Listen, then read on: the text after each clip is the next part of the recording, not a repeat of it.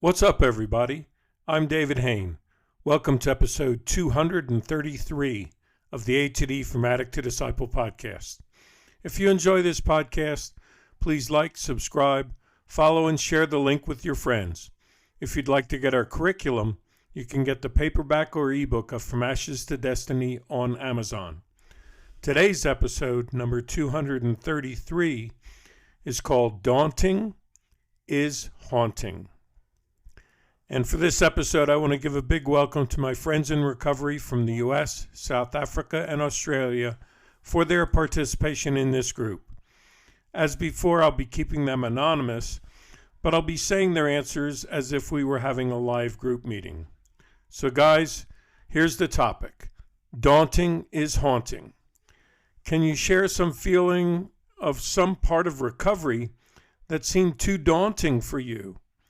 And were there any thoughts or memories that were haunting you as you established recovery? Ben, you want to start us out? Sure, David. I always like to go first. You know that. And what's daunting for me would best be described in a recent occurrence in my life. A dear friend who was a pillar in the recovery community relapsed recently, and it was a bad relapse.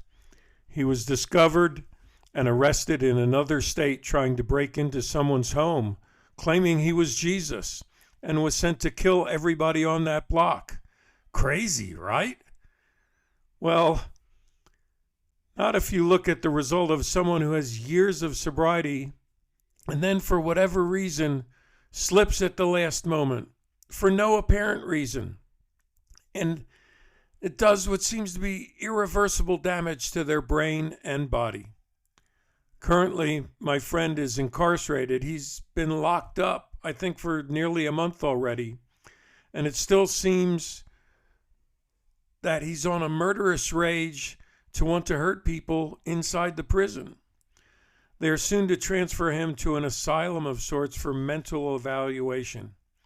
It just baffles me personally to see someone build their life up and become a leader in sobriety and then for no traceable reason give in to drugs or alcohol again. And it damaged them in such a way that they change completely. And they seem to never be able to recover and recoup normalcy again. I'm not sure if my friend will ever return to what we may call normal and sane. It's been devastating to his family, his wife, his children, and the plethora of people who based their sobriety and recovery on his leadership and testimony. For me personally, it's a motivation and fuel to fire my fire to stay sober. I'm thankful that for whatever reason, God seems to have taken the taste and desire for those things out of my mouth. But it is quite daunting and stressful to think that those in leadership are just as fallible as anybody else in a weak moment. Sure. Ben, as usual, you start us off on fire, I guess, using your words. You start us off with some deep stuff today.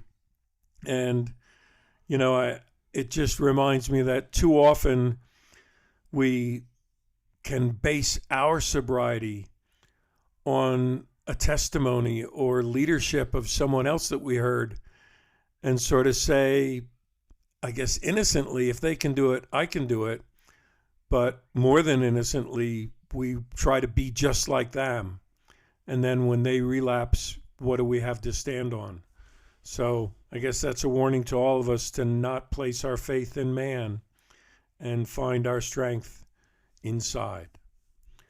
Charlie, what do you think about this one?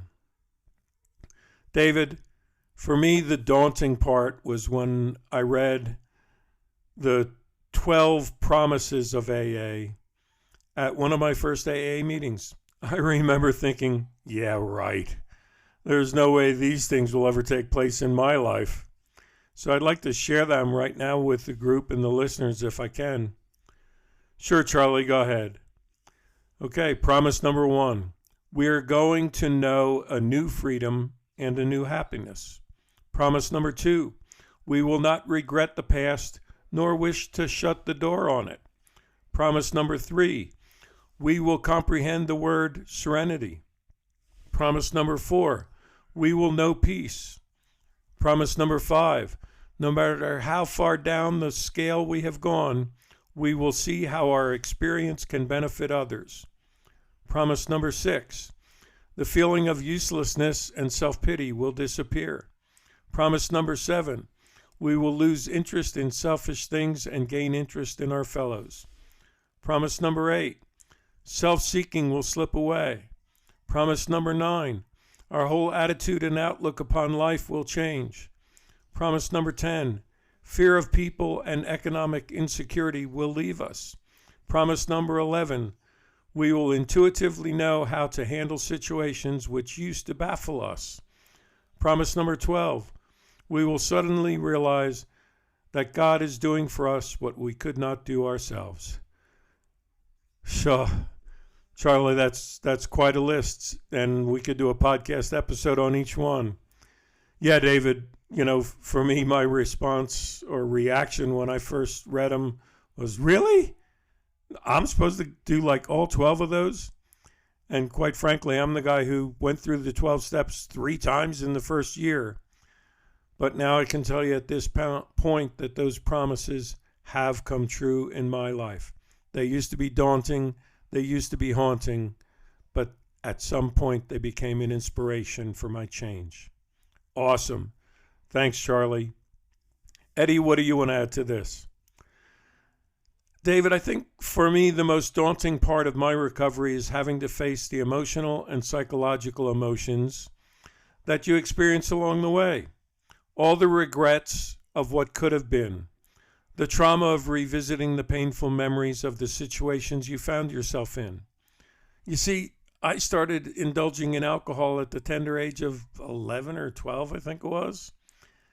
That in itself probably made me lose my desire to dream, to go big, to be whoever I wanted to be. Then the drug addiction broke in and stole another 12 years of my life. During my recovery, these memories and thoughts haunted me. And at times it became so hard that it felt that it would be easier to just go along with what I had become accustomed to, using a crutch of addiction for the rest of my life. Dreaming again was daunting. But I found the key to approach these haunting and daunting challenges was with compassion and patience, and recognizing that facing and processing these issues is a crucial part in my healing. Awesome. That is so great to hear your inspiration there, Eddie, and the way you process through those things to gain control over them. Dante, what do you say? David, as you know, my pornography addiction started when I was just about 12 years old. Women became something to objectify, and even in some ways, a means of emotional control and safety for me. I thought it would be nearly impossible to walk into a room and actually see women for who they are as a person, not just physical attributes. That was the daunting thing for me, because I'm a guy, so it's something I still generally struggle with, but it does not have near that haunting, daunting hold on me that it once had. Awesome, Dante. Thanks for your input there. I think that's key for anybody struggling with pornography and how that can affect the way they view women. And it can be daunting then to begin a healthy relationship. So thanks so much for that. Harry, what do you think about this topic? David, for me, it was a lot of daunting and haunting for many years. During addiction, I did a lot of things that will never have been possible or even thought of if I was sober and had a straight mind.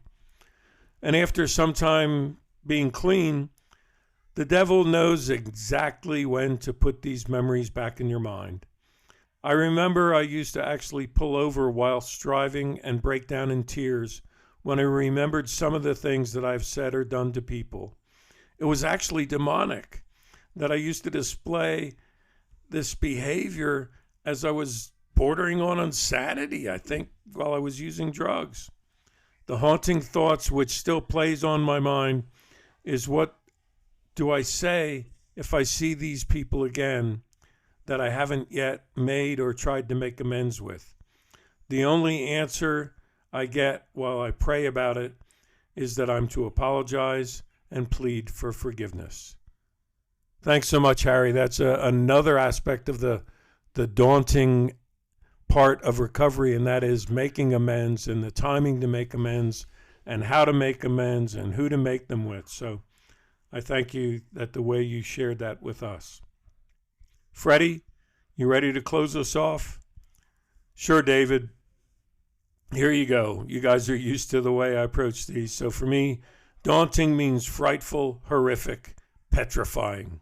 Haunting means nagging, ongoing, persistent, spooking, obsessive. So for me, early recovery was frightening.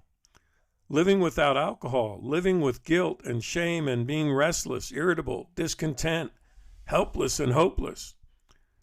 Memories of my past haunted me, like my attempted suicide. It's been said that, and I'll quote, "A goal should scare you a little and excite you a lot." But my goal at first was just to stay sober for an hour or a minute or just seconds at a time. And I found the only way to deal with these frightening, scary, daunting, haunting things was connecting with my higher power, with positive messages and promises of a happy life.